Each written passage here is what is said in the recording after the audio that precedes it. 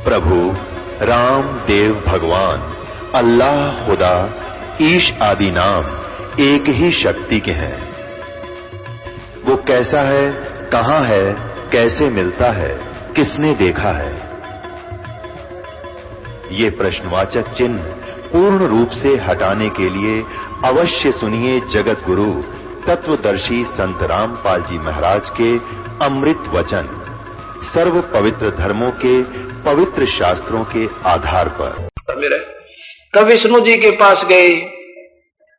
विष्णु जी बोला, भाई सुना नारद जी, क्या रहा, कैसा रिजल्ट लाए? बोला जी आपके झूठ बोल सको, आपकी तो पूरी न्यारी हमारी तो आप जन्म भी नहीं पा सकते हो, भक्ति के निकट भी नहीं है। हमने इतना दृढ़ विश्वास हो अपने भगवान पे। जिस भी इष्ट की साधना करते हो, जितनी जिसकी समर्थता, वो आपको तभी लाभ देगा जब उस पर 100% आपका विश्वास होगा। तो कह कबीर सुनो भी साधो, मैं तो हूं विश्वास में, अगर मेरे पे विश्वास करोगे तो आप परम पिता, आप बिना मेरा दूसरा कोई नहीं, फिर आपके सिर पर पंजा रखूंगा। तो ऐसे विश्वास से भक्ति होती है। तो मंत्री जी को विश्वास ज्यों का त्यों था, राजा को कुछ कच्चा था। एक दिन राजा और मंत्री गण खड़े थे। राजा बताते हैं कि अपनी बातें करता करता मंत्रियों से और तलवार निकाल के उसकी धार चेक करने लगा, उसकी उंगली कट गई यहां से। राजा बोला, भाई मंत्री जी मेरी तो उंगली कट गई। महामंत्री था वो, जो भगवान का उसका साथी था, उपदेशी।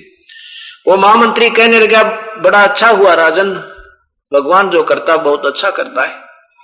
अब राजा को अभिमान भी होता है और साथ में दुख हो रहा, तो वो कहने लगा, भाई तू अच्छा आदमी, मेरी उंगली कट गई, तू कह बड़ा अच्छा हुआ।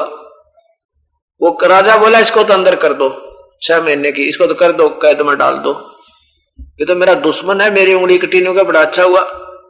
और दूसरा महामंत्री नियुक्त कर लिया। और दूसरा महामंत्री जो बना वो पहले चुगल था। उस महामंत्री पहले वाले भगत की रोज निंदा करता था राजा के पास, ये ऐसा है जी, ये आपका वफादार नहीं है जी, कभी धोखा दे सकता है जी। राजा उसकी बात नहीं मानता था, ये भगत आदमी है, ये बड़ा अच्छा, कितना प्यारा है, ये वैसे करा। तब उसको और मौका मिल गया। मैं तो पहले कहा करता जी, आपका युग जो है ना, आपका विश्वासी नहीं है, ये तो आत्मघाती आदमी था। राजा को और पक्की जच गई, वह सही बात का, आज तो बिल्कुल सही था, अब इसको सारी उम्र कैद में ठोकूंगा। 6 महीने में उंगली ठीक होगी। राजा फिर को विदवाई, फिर कोविद करने को मन किया कि चल महामंत्री नेक्स्ट सेकंड महामंत्री जो था पहले वाला तो कैद में, वो नया नियुक्त किया था कि चल शिकार खेलने जाते हैं। लेकर घोड़े और शिकार खेलने निकल गए। अब जाके जंगल में वो रास्ता भी भूल भाल गए, दोनों घूमने लग रहे, भटकते फिर गए। उधर से उन किसी जंगली जाति के लोगों का एक त्योहार था। उनके एक पुरोहित ने कहा था कि अब के देवी की बलि नर बलि देंगे तब ये बड़ी प्रसन्न होगी, आदमी की बलि देंगे। और लो जंगल में कोई आदमी पा जाता है, वो अपने बच्चे ने कौन बलि दे, दूसरे के दिया करे हम। तो वो सैकड़ों की संख्या में वो भीड़ घूमने लग रहे, वह जंगली लोग तीर हाथ में लिए, तलवार लिए, से बड़े बड़े कुहाड़े ले रहे। हमने देखा कि 2 आदमी आ रहे हैं घोड़ों पर। उन्होंने चारों तरफ से घेर लिया और कह दिया खड़े हो जाओ नहीं तो तीर मार देंगे। अब देखे उन्हें सैकड़ों आदमी वो भी नीचे उतर गए। दोनों को पकड़ कर ले आए। पुरोहित ने कहा कि इनको ये देखो, पहले नवाओ धुआओ, पहले इनके अंग देखो, कोई अंग भंग ना हो, काना भंगा, कोई लंगड़ा लूला टूंडा तो देवी स्वीकार नहीं करेगी। शाम पूरा फुल पूरे अंगों वाला होना चाहिए। उन्होंने चेक किया तो राजा की तो उंगली कटी पाई और वो महामंत्री बिल्कुल फिट पाया।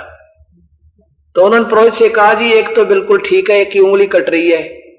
पुरोहित बोला भाई उंगली कटी हुई को बलि नहीं स्वीकार होगी, इसको छोड़ दो। और दूसरा ठीक है तो इसको कर दो काम। और वजीर का तो कर दिया काम, मंत्री और महामंत्री ने उस राजा ने बस छलांग लगा दी। कहते हैं जान बची लाखों पाए, लौट के बुद्धू घर को आए। भागकर घर आया। आते ही सबसे पहले उस महामंत्री को रिहा किया जो कैद में डाल रखा था।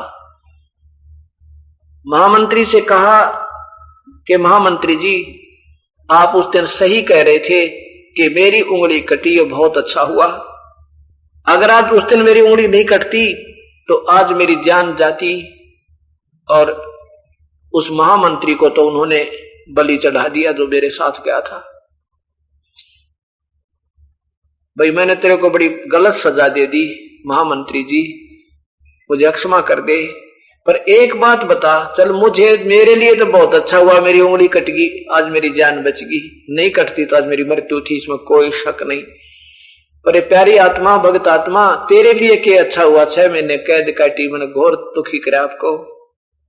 कहने लगा मेरे लिए और भी अच्छा हो गया, मेरे लिए अच्छा हुआ कि आज अगर मैं कैद में ना होता तो तेरे साथ होता और इस मंत्री की जगह आज मेरा कल्याण होता। इस 6 महीने की कैद ने और मेरे जीवन बख्श दिया। परमात्मा जो करता बस ठीक करता, ये हमारी भूल है।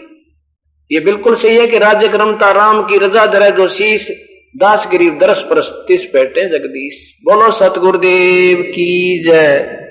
कर जोरूं विनती करूं, धरूं चरण पर शीश, गुरु राम देवानंद जी महाराज ने दिया नाम बख्शीश।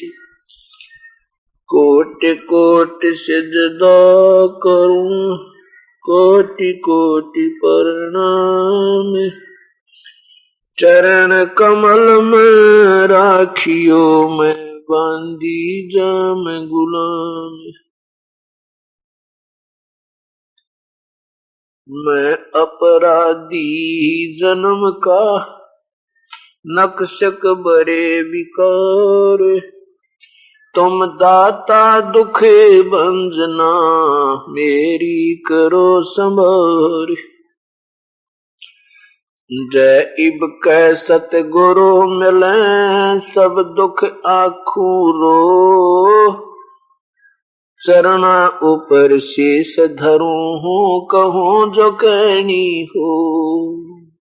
अवगुण किए तो बहुत किए, करत न मानी हारे, बावे बंदा बख्श दियो, बावे गर्दन उतार।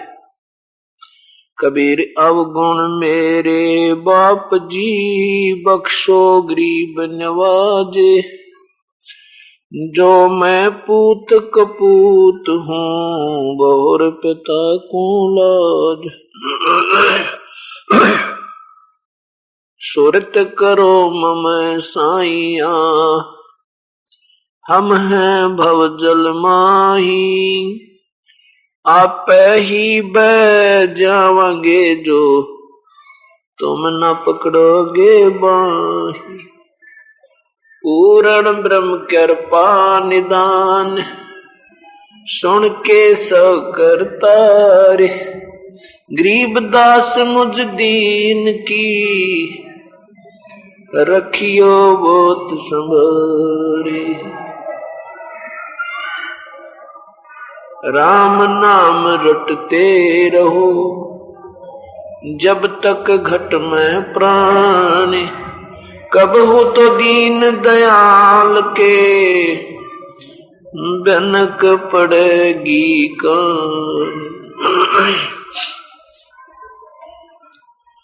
परमपिता परमात्मा पूर्ण ब्रह्म, सारी सृष्टि के रचनहार, कुल मालिक कबीर परमेश्वर की असीम कृपा से ये सभी पुण्यात्मा सत्संग के अंदर अपने आत्म कल्याण के लिए आ पाती हैं। जिन पुण्यात्माओं के बहुत ही ज्यादा शुभ संस्कार होते हैं,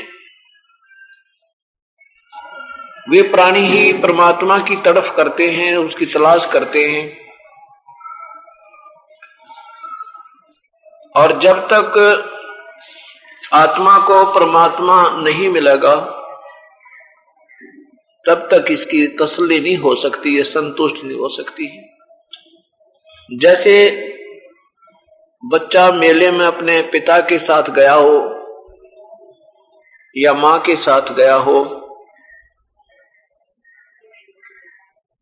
और वो वहां मेले की तड़क भड़क देख के पिता की उंगली छुटवा के और किसी वस्तु को पाने के लिए भाग लेता है, मेले में जाकर के वो रल जाता है, जिस चीज को वो लेना चाहता है उसको वो मिलती नहीं है, वो देता नहीं दुकानदार, क्योंकि उसके पास पैसे नहीं है। फिर वो रोने लगता है, देखता है पिता भी नहीं रहा। उस मेले की भीड़ में वो दोनों भिन्न हो जाते हैं, पिता और पुत्र। अब उस बच्चे को रोते हुए देख करके कोई उठाता है, प्यार देता है, बेटा मत रो, कोई मीठी गोली दे देता है, कोई उसको कोई फल दे देता है। वो थोड़ी देर तो खाता है, तब तक तो चुप रहता है, फिर उसको खाने के बाद फिर पिता याद आता है। और जब तक उसको पिता नहीं मिलेगा उसकी वो एक विशेष तरफ वो खत्म नहीं हो सकती। इसी प्रकार आज हम अपने पिता की उंगली छुटवा के कबीर परमात्मा की और इस काल की तड़क बड़क देख के इसके मेले में रल गए। इसके मेले में हम रले हुए हैं और हमें ये लालच भी देता है, ये तेरा बेटा है, ये तेरी बेटी है, ये तेरी कार है, तेरी कोठी है तो बड़ा साहूकार है, तो बड़ा उच्च पद प्राप्त है। उसके बाद भी इसकी शांति नहीं होती। जिनके पास पैसा नहीं है वो तो पैसा जोड़ने की तरफ कर रहे हैं, और जब पैसा हो जाता है फिर इनके पास फिर और एक कसक बकाया फिर भी रहती है। चाहे कोई कितना ही अरबपति हो और चाहे कितना ही वो सेठ हो, कितनी सारी सुविधाएं आज उसको इस भौतिक संसार की भौतिक सुविधाएं उपलब्ध हों, लेकिन फिर भी वो संतुष्ट नहीं है, उसकी आत्मा प्रसन्न नहीं है। कभी ना कभी फिर भी ऐसी मायूसी छा जाती है जैसे इसका बहुत कुछ कोई चीज खोई हुई है। इस प्रकार जब तक हमने अपने परमात्मा का साक्षात्कार नहीं होगा इस आत्मा को, और जब तक ये उस सुखदायी सतल पर नहीं पहुंच जाएगी जहां ये बिल्कुल सुख था, इसको कोई दुख ही नहीं था, कोई दुख नाम की वस्तु नहीं थी। अब इसको कोई सुख ही नहीं है, केवल दुख ही दुख है। अब यहां हमने सुख किसको मान रखा है कि जिसके पास कार देख ली, जिसकी बढ़िया कोठी देख ली, हमने उसको सुख उसको सुखी मान रखा है। नहीं, उसके अंदर झांक कर देखना वो कितना दुखी पाएगा, उसके ऊपर क्या समस्याएं का दौर पाओगा, और फिर आपको महसूस होगा कि ये भी सुखी नहीं।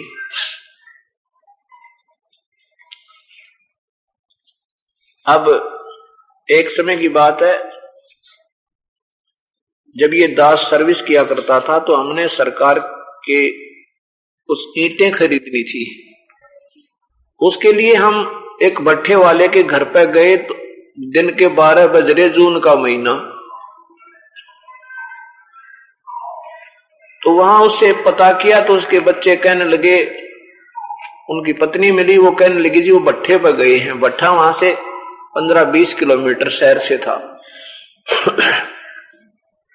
बढ़िया कोठी बना रखी, बहुत बढ़िया कूलर ला रखे, अच्छे पंखे, कमाल, खूब ठाठ हो रहे।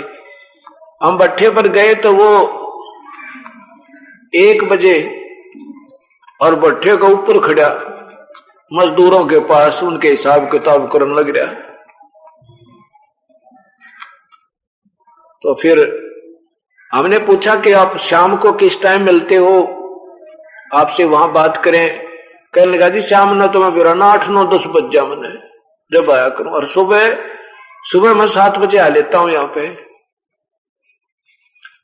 अब वह कोठी के काम आई, जून का महीना, कूलर लग रहे, पंखे चल रहे और बनाने वाला खड़ा हुआ शिकर दोपहर 2 के अंदर बाहर।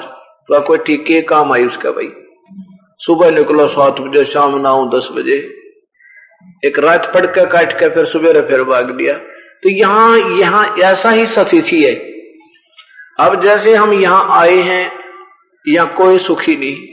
फिर हम यहां से मान लिया अच्छे पुण्य किए तो स्वर्ग चले गए, तो वहां कोई सुखी नहीं। वो तो एक रात काट कहानी है। फिर यहीं पर इस शिकर दोपहर में इस कर्मों के दंड में फिर जलना होगा।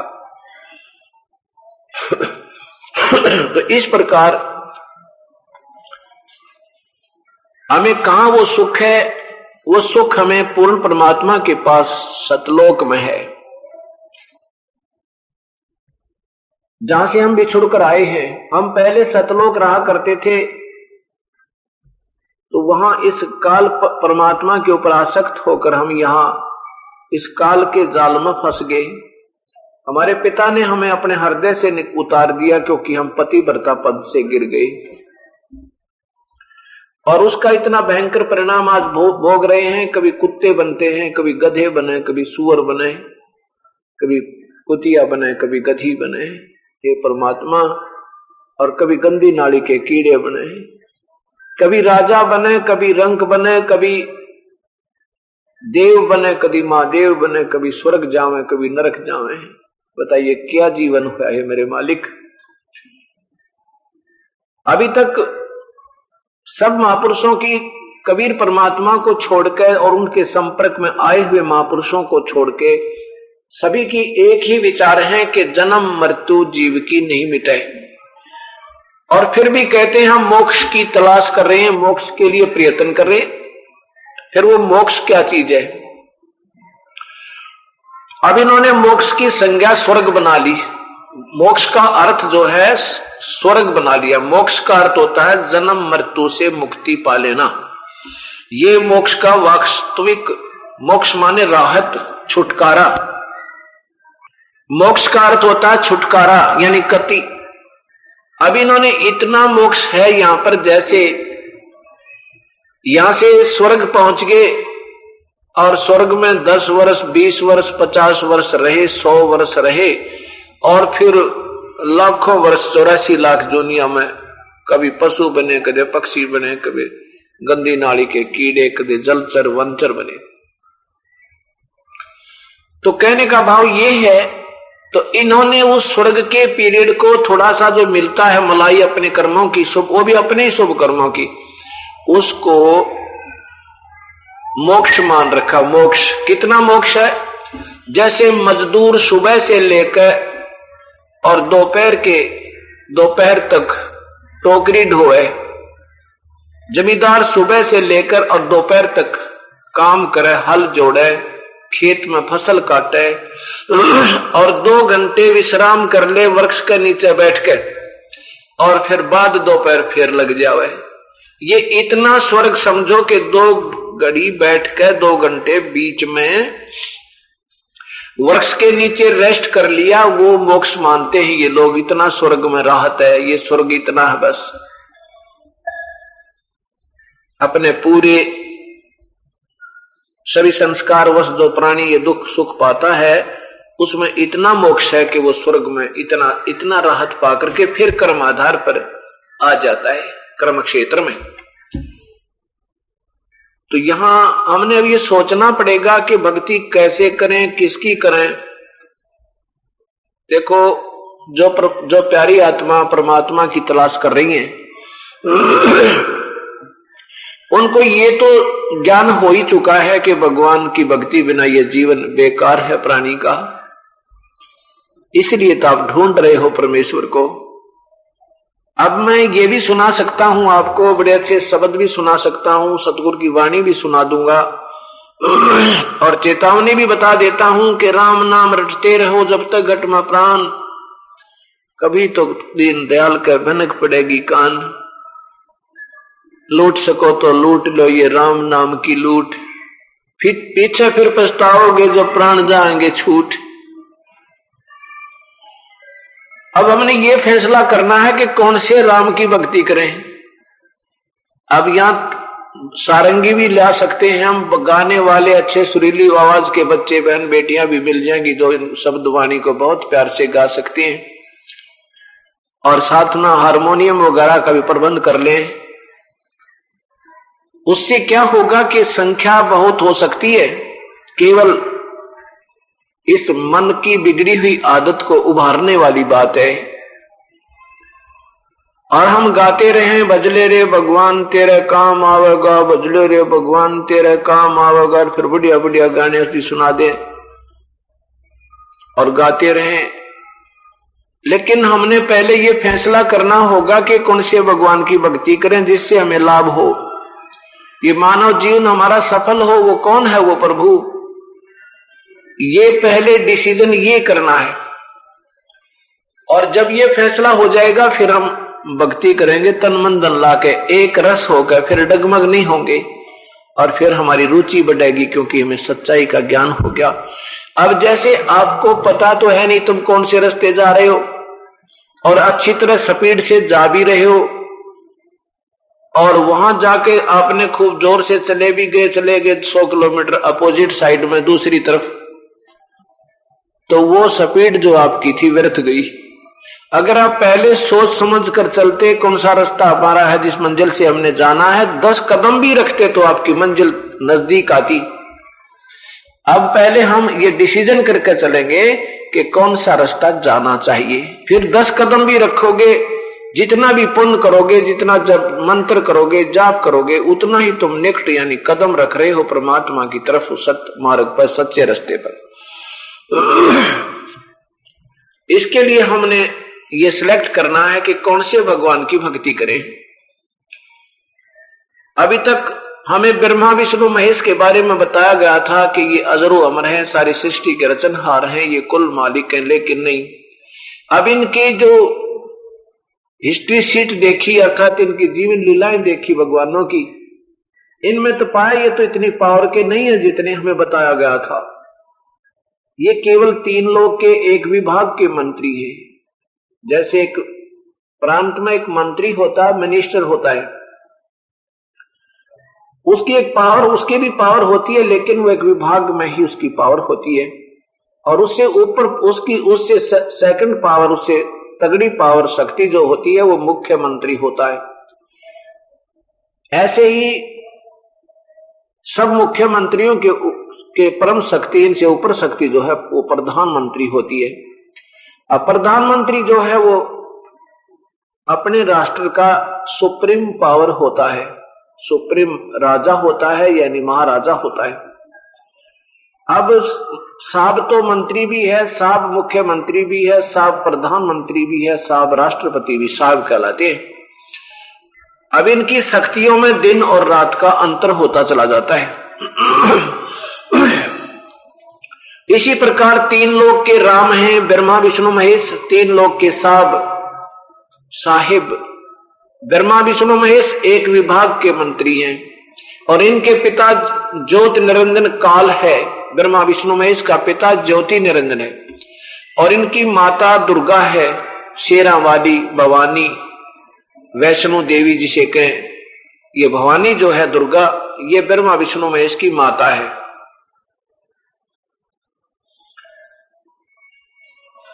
ये ब्रह्म जो है प्रत्येक ब्रह्मांड में 21 ब्रह्मांड इसके अंतर्गत आते हैं। 21 ब्रह्मांडों में ये प्रत्येक ब्रह्मांड में मुख्यमंत्री का रोल करता है और अपने पुत्र ब्रह्मा विष्णु महेश को ये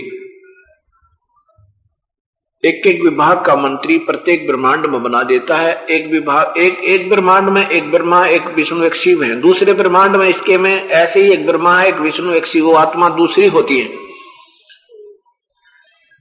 ऐसे ही 2-4 ब्रह्मांडों में अपनी सृष्टि रखता है, बाकी में प्रलय रखता है। 20 ब्रह्मांडों में से 21 में ये स्वयं रहता है। अब यहां देखना है कि हमारा जो रोग है वो जन्म और मृत्यु का है। जब तक हमारा जन्म और मृत्यु का रोग नहीं कटेगा तो हम कभी सुखी नहीं हो सकते।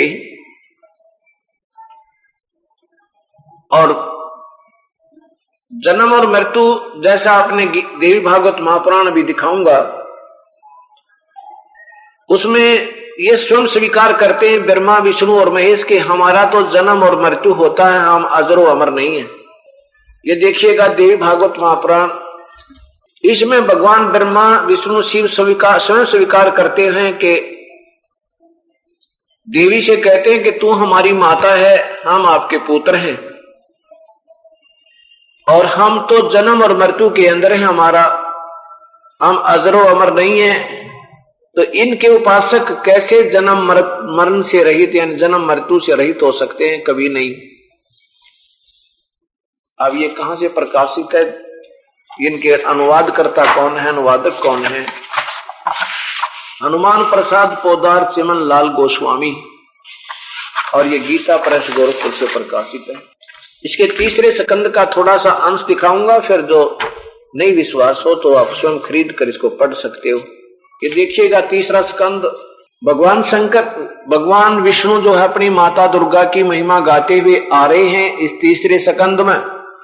तुम शुद्ध स्वरूपा हो, यह संसार तुम्ही से उद्भासित हो रहा है। मैं ब्रह्मा और शंकर हम सभी तुम्हारी कृपा से विद्यमान है। विष्णु जी बोल रहे हैं कि मैं ब्रह्मा और शंकर, विष्णु ब्रह्मा और शंकर हम सभी तुम्हारी कृपा से विद्यमान हैं।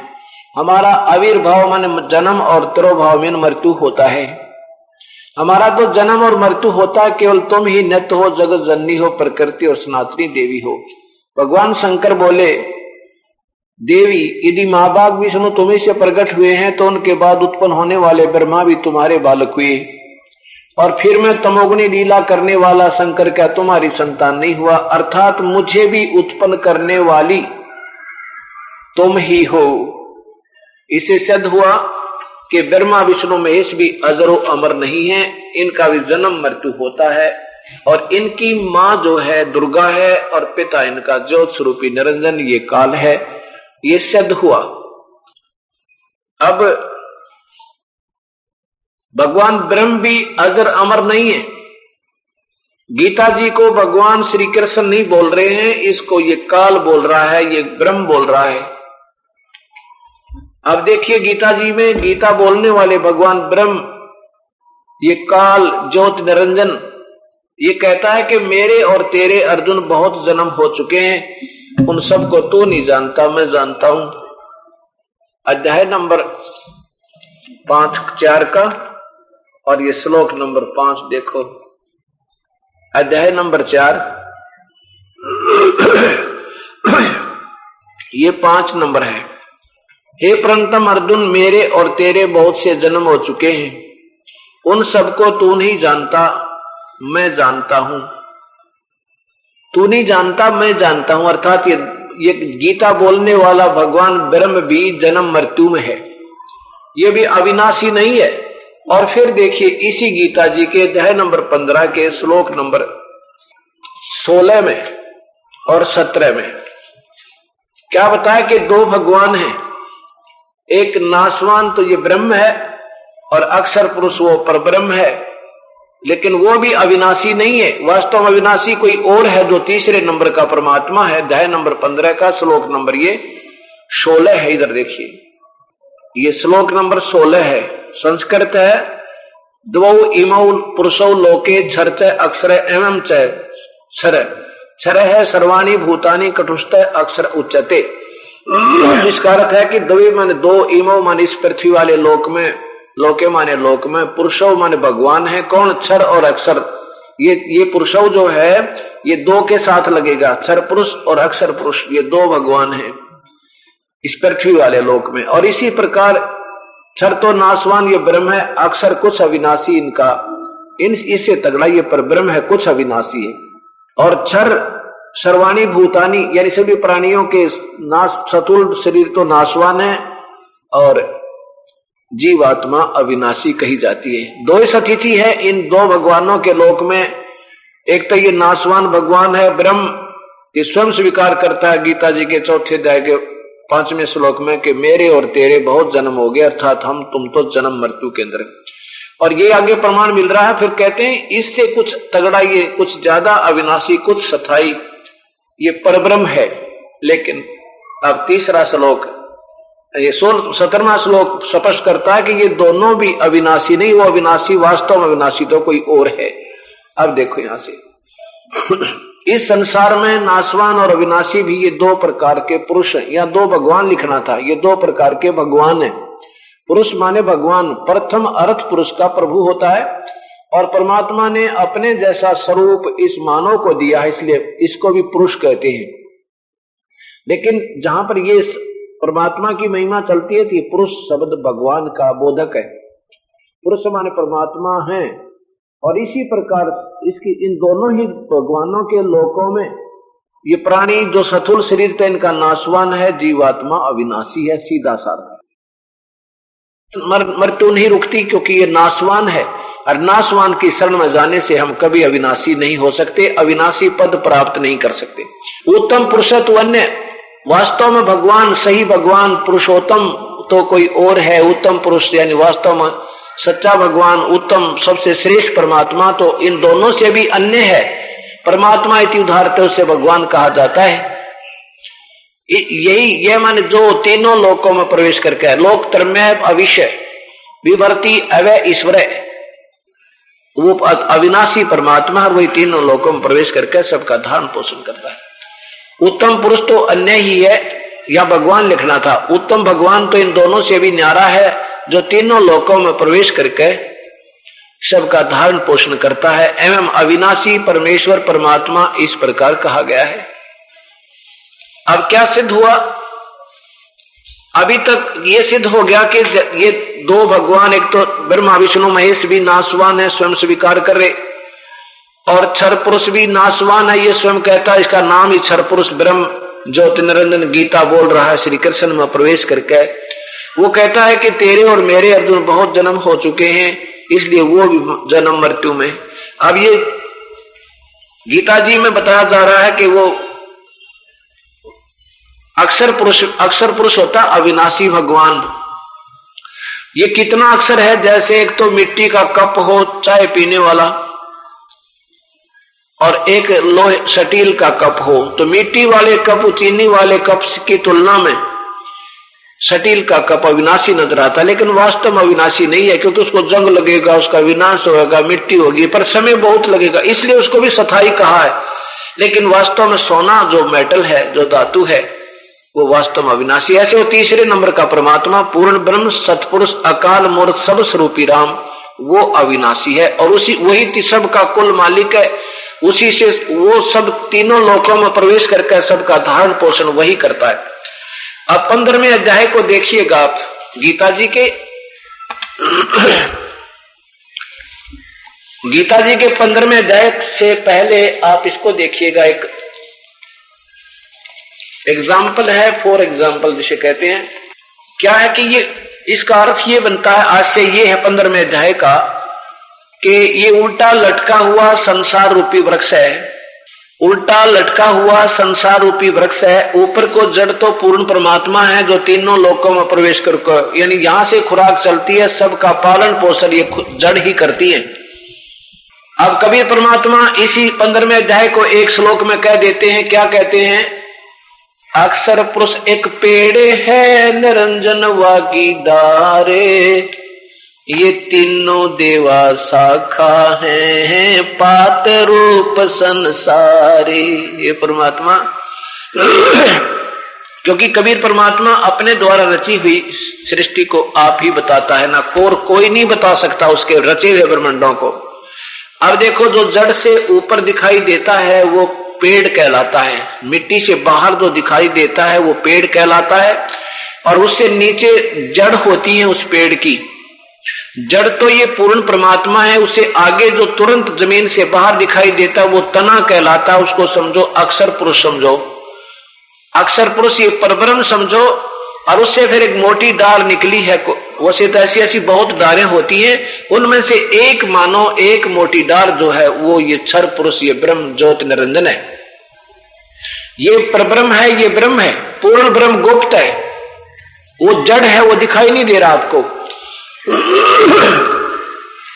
ये तो पूर्ण ब्रह्म है, ये परब्रह्म है, ये ब्रह्म है क्षर पुरुष, ये डार ज्योति निरंजन। इसके 3 बेटे हैं, 3 शाखाएं इसकी, रजगुण ब्रह्मा, सतगुण विष्णु, तमगुण शिव जी। ये 3 शाखाएं और आगे हम इनसे आगे हम लटके हुए हैं। तो अब पूर्ण परमात्मा कौन है? ये कबीर परमात्मा है, ये पूर्ण ब्रह्म है, इसे काल मूर्त सब स्वरूपी राम सतपुरुष, यही वो पूर्ण ब्रह्म है, ये परमात्मा है। अब गीता जी का 15वें अध्याय का 1, 2 और 3, 4 श्लोक आप सुनकर, और जिन्होंने अभी तक ये ज्ञान नहीं सुना है तो आप बड़े आश्चर्य में पड़ोगे, परमात्मा ये तो सच्चाई यही है। अब इसमें बताया कि ऊपर को मूल परमात्मा तो जड़ है। क्या लिखा है कि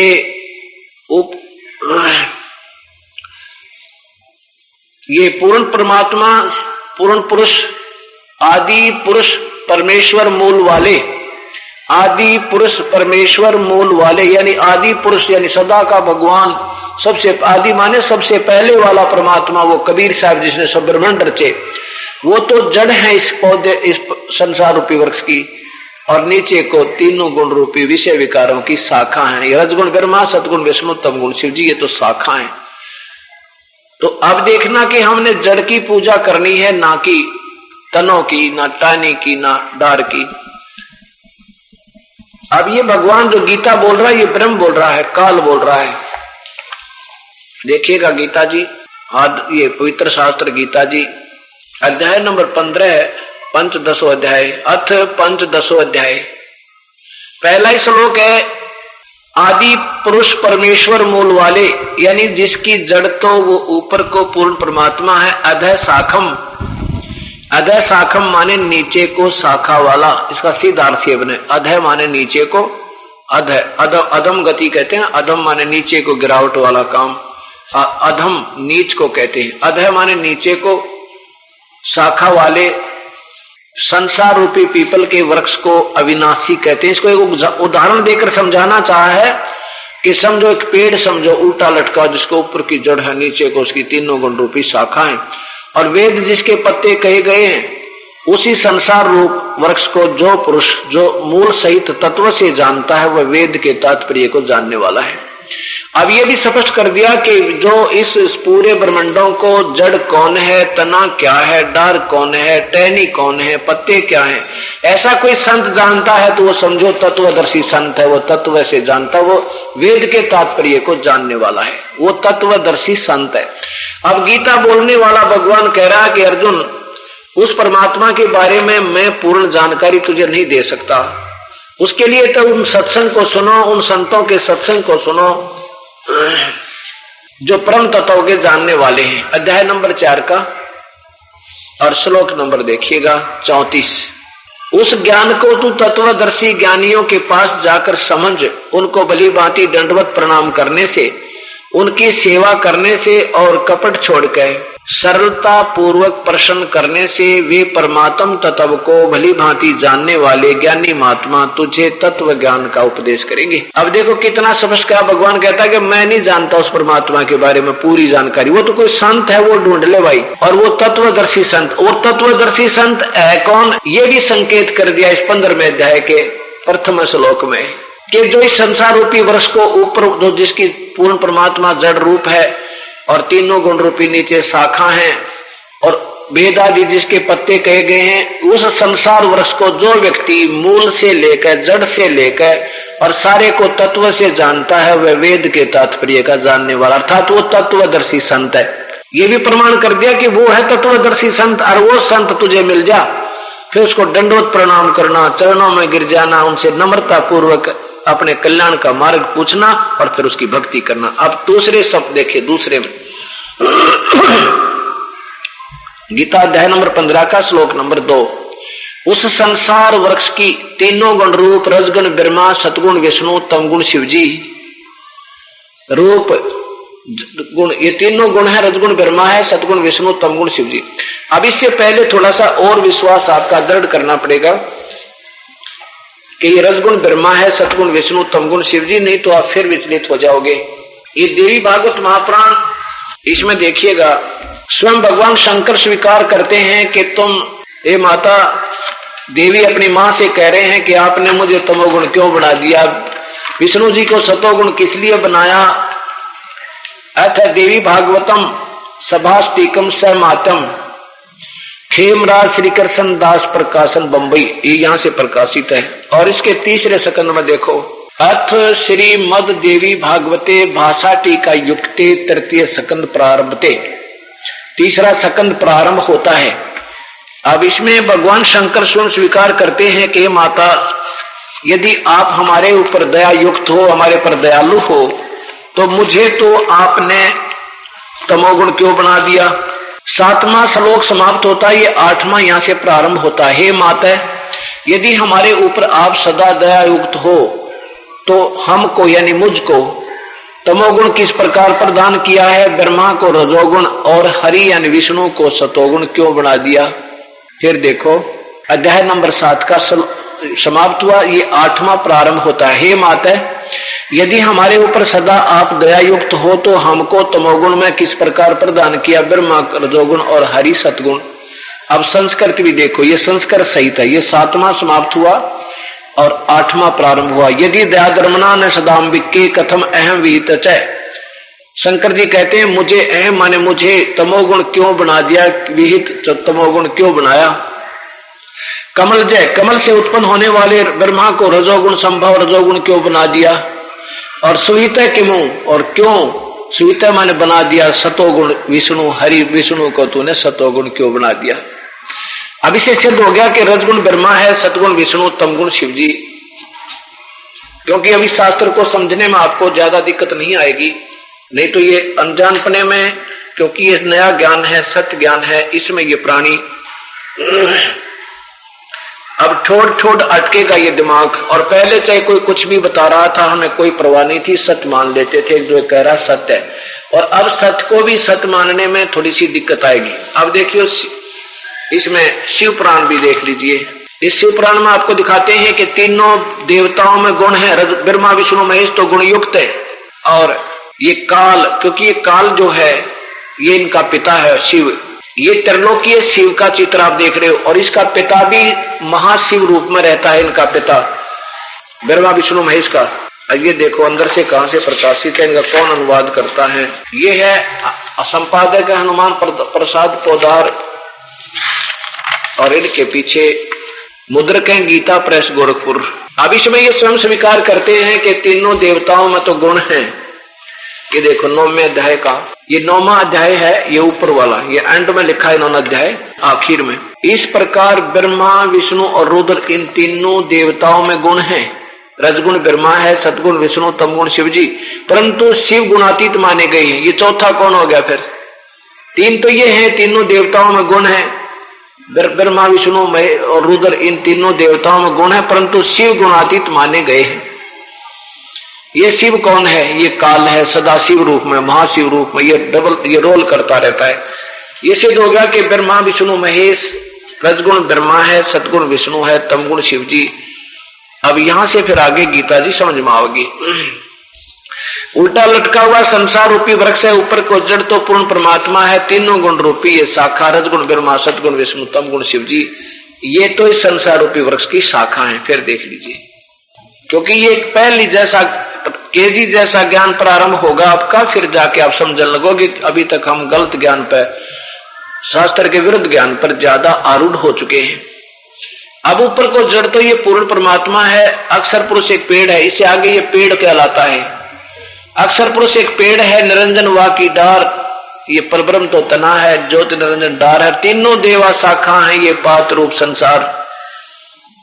तीनों देवा कौन, रजगुण ब्रह्मा, सतगुण विष्णु, तमगुण शिव जी। अब आप गीता जी समझिएगा, 15वें अध्याय का दूसरा श्लोक, श्रीमद् भगवत गीता, ये दूसरा, वही अध्याय नंबर 15 का 1 नंबर श्लोक आपने सुन लिया। दूसरा सुनो कि उस संसार वृक्ष की तीनों गुण रूप रजगुण ब्रह्मा, सतगुण विष्णु, तमगुण शिव जी रूपी ये बढ़ी हुई शाखाएं हैं, जल द्वारा बढ़ी हुई एवं, और तीनों विषय विकारों की, विषय भोग कोपलों वाली देव, मृक्ष और तर्क आदि योनि रूप शाखाएं हैं।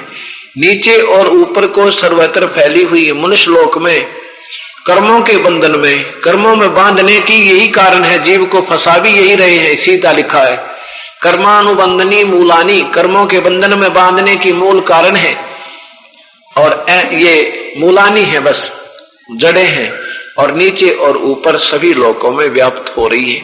सभी नहीं, वैसे ये केवल अनुसंततानी, केवल यानी व्याप्त है ये तीनों, सभी लोग तो ये अनजान पड़े में इनकी टीका गलत है। आगे देखो, अब तीसरे श्लोक में देखो, इस संसार वृक्ष का स्वरूप गीता बोलने वाला भगवान कहता है कि मैं तुझे हिंट दे रहा हूं कि उल्टा लटका हुआ संसार रूपी वृक्ष है, नीचे उसके पत्ते हैं, पर मैं पूरा नहीं बता सकता, मैंने पूर्ण ज्ञान नहीं है। मैं जो चर्चा आपसे बता रहा हूं मुझे पूरा ज्ञान नहीं है, मैं नहीं जानता इसके बारे में। वो तो संत बताएगा जो सही इसके नारे नारे भेद दे देगा, वो तत्वदर्शी संत होगा। इस संसार वृक्ष का स्वरूप जैसा कहा है, यानी जैसा तेरे से मैं बता रहा हूं, यहां तेरे और मेरे विचार में, तेरे और मेरे डिस्कशन में ये जो ऐसा नहीं है, ये तो कुछ और ही है जो कोई और बताएगा। इस संसार वर्ष का स्वरूप जैसा कहा है ये वहां वैसा यहां विचार काल में, यानी तेरे और मेरे डिस्कशन में जो मैं तुझे गीता में बता रहा हूं, मैं बोल रहा हूं, मैं नहीं जानता, ये वैसा यहां तेरे मेरे विचार काल में नहीं पाया जाता, ऐसा ही नहीं है। क्योंकि न तो इसका आदि है और न अंत है और न इसकी अच्छी प्रकार कोई सतिथि है। आगे देखो, इसलिए इस अहमता ममता नहीं, इसलिए इस सुविरुद्ध मूलम, अति दृढ़ मूल वाले, इतना ही लिखना चाहिए था। अहमता ममता वासनाएं तो आप अड़ाए बैठे हैं। सुविरुद्ध मूलम, दृढ़ यानी मूल वाले, जो अविनाशी लोक ऊपर वाला है, वो तो एक इसका समझो अजरो अमर है, वो परमात्मा पूर्ण ब्रह्म तो कति दृढ़ है, अविनाशी है, और बाकी के ये ब्रह्मांड विनाश में आते रहते हैं। संसार रूपी पीपल के वृक्ष को दृढ़ वैराग्य रूप शस्त्र, शस्त्र माने हथियार तय काट कर, छितवा माने काट कर, भाव ये है कि इस उलझे हुए ज्ञान को सच्चे ज्ञान रूपी यानी सत्य ज्ञान रूपी शस्त्र के द्वारा, हथियार के द्वारा इसको काटा जा सकता है, अर्थात इसको समझा जा सकता है। पूरे सत्य के बिना इसने कोई नहीं छोड़ जा सकता। और वो सत्य ज्ञान का लिखा है कि कोई संत आएगा जो पूरी व्याख्या देगा, वो सब। अब देखो, अब कहता भगवान गीता बोलने वाला चौथे श्लोक में कि अर्जुन, जब तुझे ये पता लग जा, जब तुझे वो संत मिल जावे, तेरे भाग जाग जाए, तो उसके बाद उसके पश्चात उस परम पद रूप परमेश्वर की भली भांति खोज करनी चाहिए, जिसमें गए हुए साधक पुरुष, जिसमें गए हुए साधक फिर लौटकर संसार में नहीं आते, अर्थात उनकी फिर जन्म मृत्यु नहीं होती। जिस परमेश्वर से, और ये वही परमात्मा है जिसने ये सारी सृष्टि रची, और जिस परमेश्वर से पुरातन संसार वृक्ष की प्रवृत्ति विस्तार को प्राप्त हुई है, अर्थात जिसने सारे ब्रह्मांडों को रचा है, और मैं भी उसी की शरण में हूं। गीता बोलने वाला भगवान कह रहा है कि उसी आदि पुरुष नारायण के मैं शरण हूं, मैं उसी की शरण में, मैं उसके अधीन हूं, वो मेरा सुप्रीम बॉस है। और इस प्रकार दृढ़ निश्चय करके उस परमेश्वर का मनन और निधिध्यासन करना चाहिए, अर्थात उसी की पूजा करनी चाहिए भाई, और नवत करना। अब स्पष्ट कर दिया। अब क्या फैसला हो गया कि ब्रह्मा भी नाशवान, विष्णु भी नाशवान, शिव भी नाशवान, और फिर इनका पिता काल है, वो भी अपने आप को कहता है कि मेरी और जन्म मृत्यु तेरी बहुत होती है और कभी स्थायी नहीं हो सकते।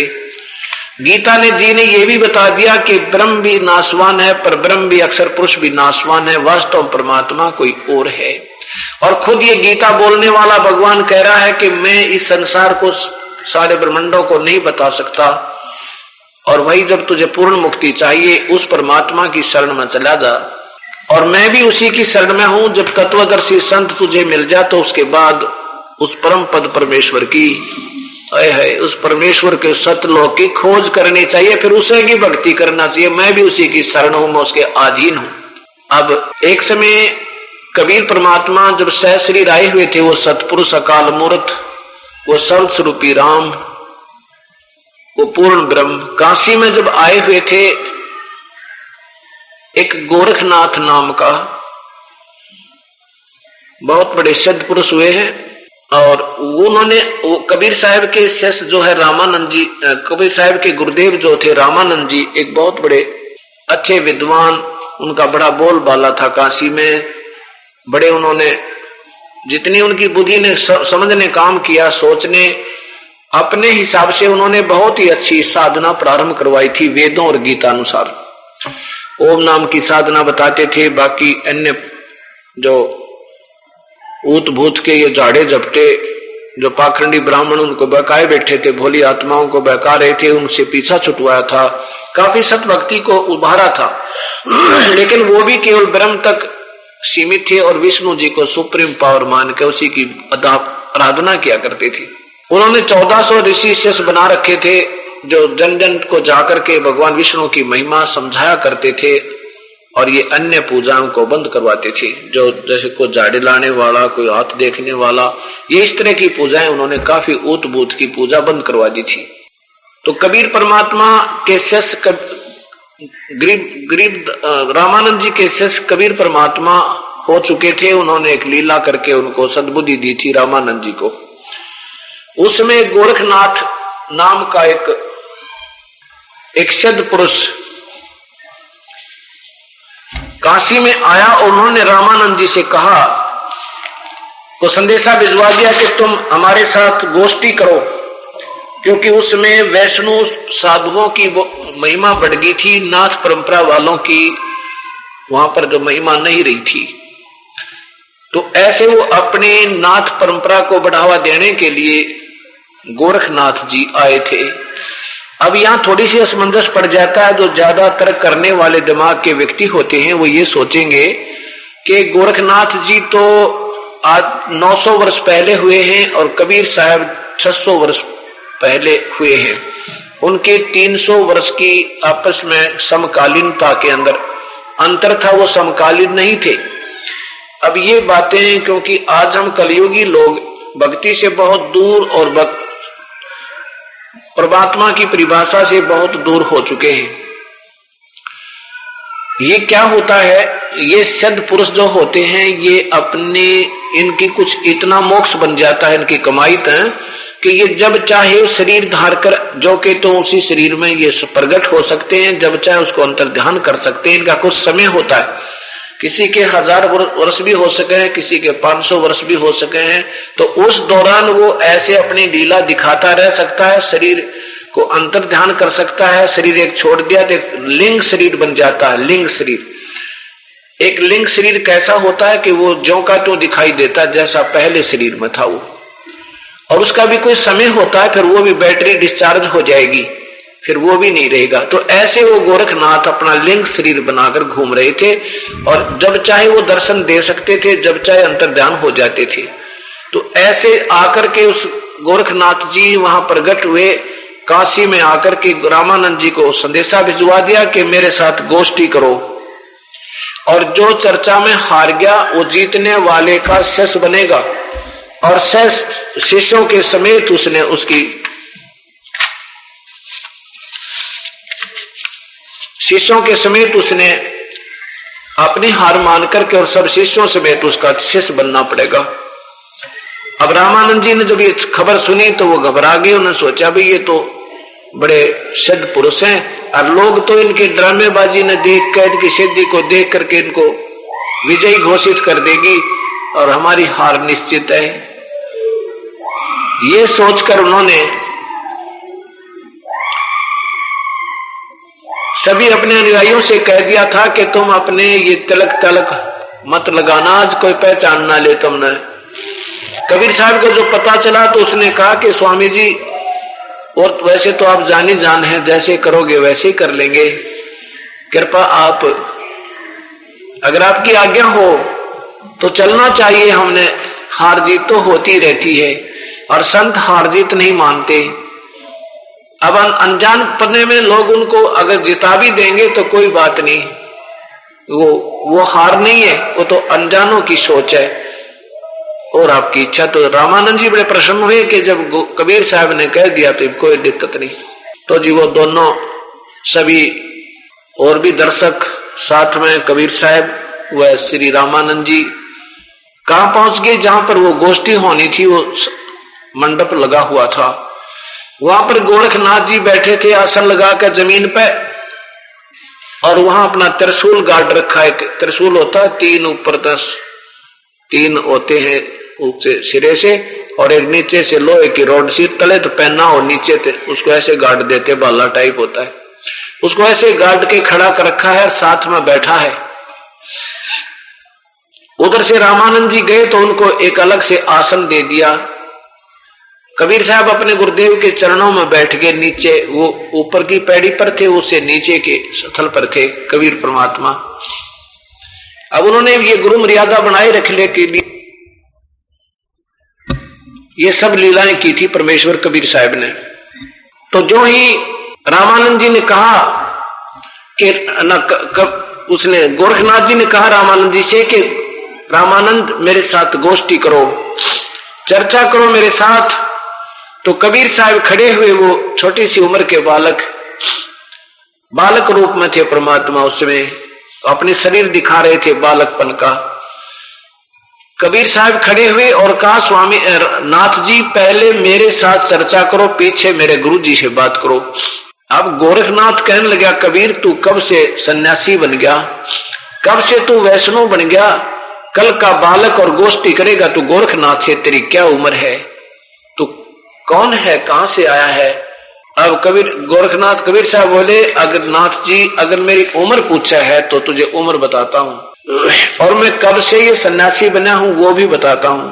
कब से भये बैरागी कबीर जी, कब से भये बैरागी। गोरखनाथ जी ने प्रश्न किया। परमात्मा उत्तर देते हैं कबीर साहब, दो कार आद का मेला, नहीं गुरु नहीं था चेला, तब का तो हम योग उपास्या, तब का फिरूं अकेला। परमात्मा कहते हैं कि बताता हूं मैं कौन कितनी उम्र का है मेरा, मैं कब से बैरागी बन गया हूं। धरती नहीं जब का टीका दीना, ब्रह्मा नहीं जब का धरती नहीं जद की टोपी दीना, ब्रह्मा नहीं जद का टीका, शिव शंकर से योगी ना थे तब का झोली सिक्का।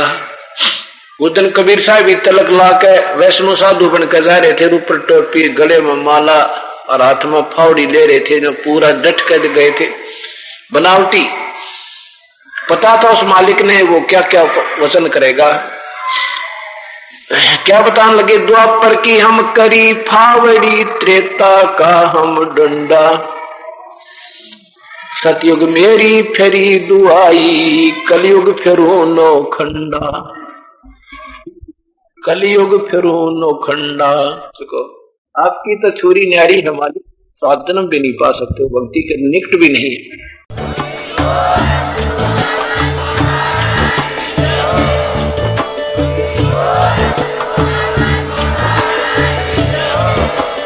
आप सुन रहे थे जगत गुरु तत्वदर्शी संत रामपाल जी महाराज जी के मंगल प्रवचन। अधिक जानकारी के लिए विजिट कीजिए हमारी वेबसाइट www.jagatgururampalji.org। संत रामपाल जी महाराज जी के शुभ आशीर्वाद से पूरे विश्व भर में 500 से भी ज्यादा नाम दीक्षा केंद्र हैं, जिन पर संत रामपाल जी महाराज जी द्वारा ऑनलाइन निःशुल्क नाम दीक्षा दी जा रही है। अपने नजदीकी नाम दीक्षा केंद्र का पता करने के लिए संपर्क करें 8222880541।